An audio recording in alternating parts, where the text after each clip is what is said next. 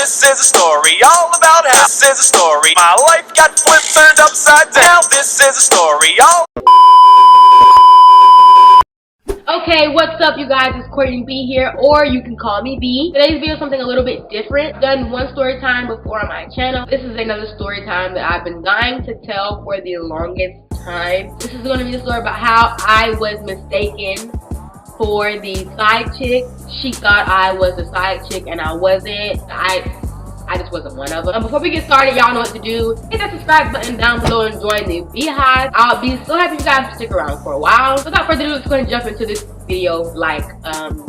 Okay, this story took place in high school. Most of the stories you're probably gonna hear me tell on my channel are mostly from high school. That's when I got into the most deep doo-doo. This story kind of is reflected from my first story time. Kind of not really. If you guys have not seen my last story time, I'll link that up above in the cards. The story was based around my friend Marcus, and Marcus would get me into a lot of trouble. And this story is not any different. So let's just get started. I had a group of 4 girls and 1 boy. Maria, Dana, Stacy, and Bailey were all the girls that I hung with at this time, and of course Marcus. To give you a brief background story, so you have like a mental image in your mind. Dana was a very quiet, well, she was a very dainty type of boss chick. You're not gonna push her around. Stacy was the same. She was a little bit more louder than Dana. She would pop off a lot quicker than Dana. And Bailey was just like to me, Bailey was like me. And when I say like me, I mean I honestly did not fit in this group at all. Hands down. These girls,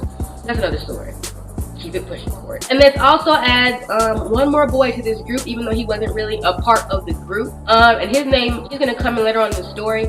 His name is going to be Jeremy, and you'll see the significance of Jeremy in a few seconds. We were a group of foodies. When I say foodies, I mean we were all healthy chicks. Like, there were no skinny chicks around, no skinny chicks allowed. All of us knew how to eat, knew what to eat, and knew when to eat it. Okay, that's just it in a nutshell. Like, we just ate. All of our families have come from families where we just love to cook. They threw down. They taught their children how to throw down. Unlike me, I can't really cook. But I can make a mean sandwich, and I can make a mean bowl of cereal, you know. In high school, I stayed predominantly, you know, I pretty much kept my shape like a small, you know, physique. I weighed 118 pounds all up until I got with this group. So they knew how to throw down, and them throwing down blew me up. Okay, like, if that makes any sense. Like, I really just, I got like super duper big. I think the most I weighed at this time when I was hanging out with them was like around 145 pounds, almost knocking 150. Every week we would pick out probably twice a week, which is possibly after church on Sunday, which is probably when every African American family just picks out. And we had this thing also on the weekday, which was on Tuesdays, called Taco Tuesday. The town I live in, we are predominantly Hispanic and African American. So the food here really varies, but the scale really only goes from extreme collard greens and sauce and pig feet, or to the extremes of congri and yuca. If you guys do not know about congri and yuca, you have not been living right, okay, honey? Get you a Hispanic friend that can do both, okay? We had this nice little hookup joint. I said it's hookup joint because the tacos in this particular restaurant were very inexpensive. Every taco was $1 each, and as long as you got 3 tacos in one order, you got a free soda or a free drink, any drink in the store. This was a convenience store / restaurant, so just picture it in your mind. It was like a little Aztec looking hut where you would go and get your tacos and you'd be out of there. They fix your tacos outside or inside some days. I don't really remember how it really went. This was like 6 years ago. Ooh, I like this vibe. This is cute for me. So, you know, since they were cheap, we would get a whole bunch, pick out, and just eat and be merry. So after getting food after school on Tuesdays, we would pick someone's house to eat at, which would normally be Dana's or Stacy's. Dana and Stacy's parents worked super late, so everything went down during the hours of 3 o'clock and 9:45. I would say everyone in this group was single also, but they kind of had their own thing going on, like a, you know, they're together, not together, a situationship. And I'm gonna leave it at that. In particular, Stacy was in a long-term situationship that everyone in school and everyone in town knew about. They weren't together, but they were together.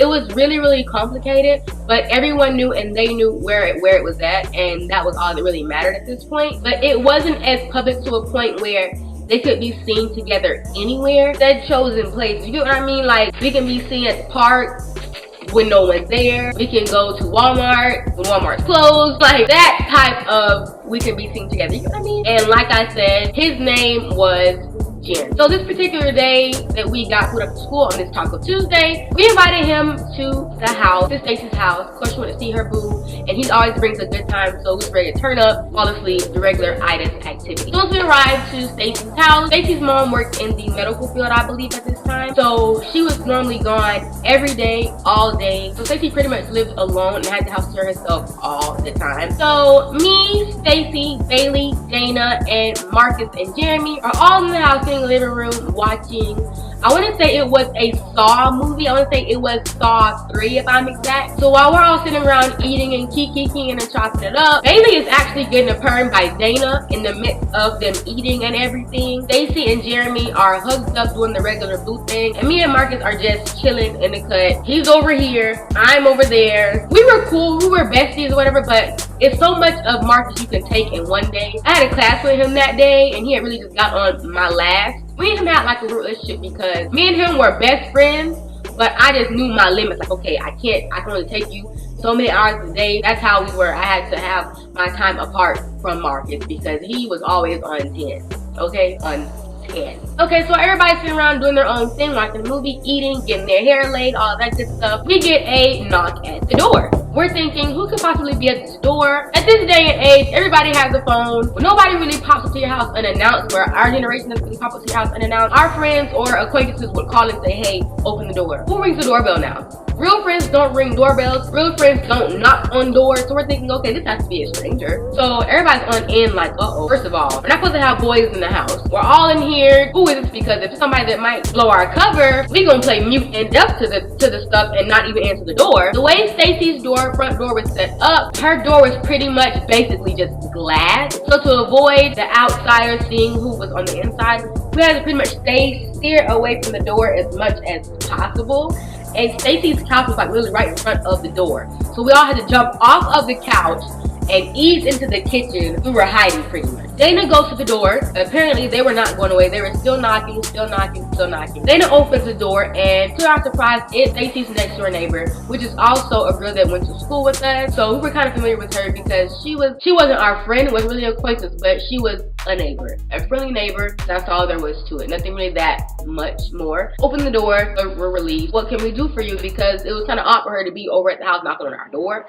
We didn't really, fool with her like that. When she opens the door, Dana steps back in the house in a motion to kind of like let her come, to like tell her to come in, but she looked almost as if she was scared to come in. So she actually just peeked her head in the door a little bit, just popped her head in a little bit, and she just looks and scans the room, and we're like, what are you doing? And she proceeds to ask us if Jeremy was inside, and we're like, yeah, he's sitting here, you need him? Not thinking anything of it. And then she's like, no, never mind. And then she runs off. It's almost as if she runs off behind our house. Well, behind Stacy's house. That's odd. But if you knew this girl, she was a very odd individual. Not to be mean at all. We didn't think anything of it, that she just ran behind the house randomly, because she did crazy stuff like that all the time. We went back to eating, watching TV. Bailey continued to get her perm. No more than a minute later, we get another knock at the door. Now we're like, what does this girl want? We open the door, and before Dana could even ask what was wrong, she pokes her head in again and says real loud,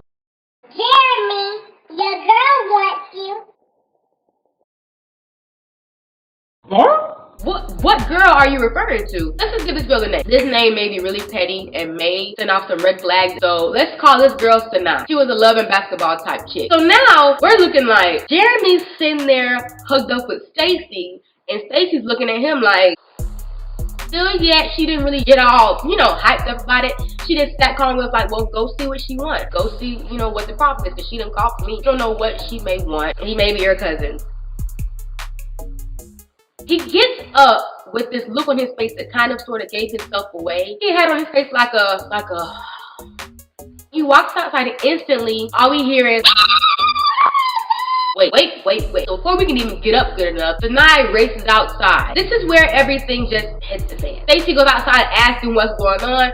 Why is she yelling in front of her house? Neighbors are predominantly quiet and they're a little bit older. We don't want to cause a scene or make any problems. Tonight goes on to being loud, telling her how she's a home wrecker and how he's been seeing her for 3 years. Jeremy was at her house last night. Stacey and Tonight are going tit for tat. Like they're really like going back and forth, like close to throwing hands type back and forth. And Jeremy's just sitting there looking like y'all handle it, hash it out. You're not gonna say a word. Let me submit this right now for anyone says it in the comments. In high school, I have always been that scary friend. Y'all know what that means. That scary friend, that punkish friend. Anything pops off, I'm not the one to jump in it. I'm not the one to help you fight.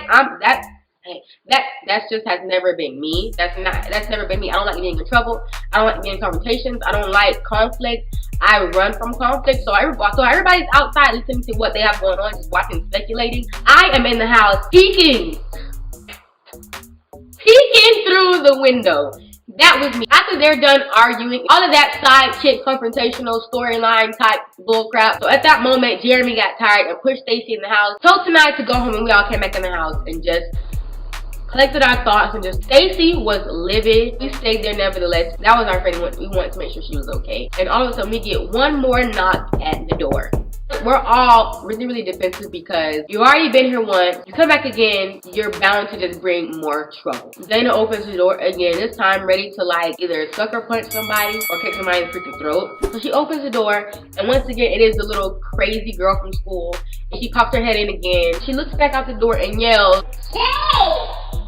You're in here too! There's only 2 boys in this house, Jeremy and Marcus. And it can't be Jeremy, so she's got to be talking about Marcus. Got into some more mess again. That type of stuff, behavior was typical for him and his little hoes. That was typical daily activity for him. To get caught up, get gone off on. We were ready to see some action, get some entertainment out of it, and just have a nice kiki. At the end of the day, he didn't care anyway. He didn't really care about them nor what they had to say. It was all fun and games. Weird girl pops her head in again and says, Stay outside if she wants you. so him just being a ditzy little blonde that he is, gets up, just chipper, walks outside, and instantly all you hear is she's arguing at him. Marcus is not saying a word. It reminded me of the little dumb Ed and Eddie character that just sits there and stares. I cannot make this up. You ain't no good, don't call me, we done. And you in there with that Courtney?